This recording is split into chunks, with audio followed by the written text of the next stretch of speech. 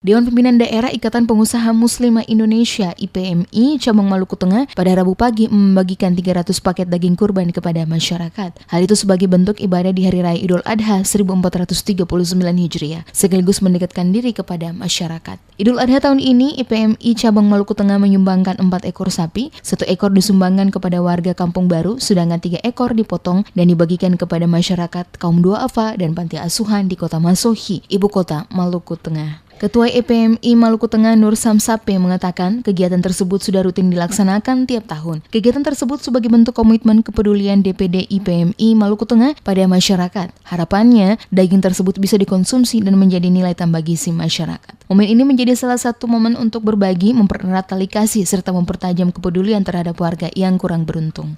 Ini adalah program kami yang kedua kali buat keluarga.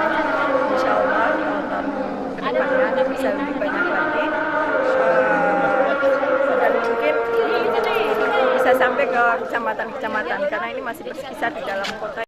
Pemotongan dan pembagian daging kurban langsung diserahkan ketua dan pengurus IPMI kepada yang berhak menerima. Diharapkan daging kurban ini nantinya dapat membantu meringankan beban masyarakat saat perayaan Idul Adha. Idul Adha dikenal sebagai Hari Raya Kurban, selalu disambut dengan penuh kegembiraan. Momen ini dimanfaatkan umat Islam dengan menjalankan ibadah sunnah kurban, di mana mereka membelanjakan sebagian hartanya dengan daging kambing maupun sapi untuk disembelih. Daging hasil sembelihan itu tidak dinikmati sendiri, melainkan dibagikan kepada orang lain, terutama mereka yang membutuhkan.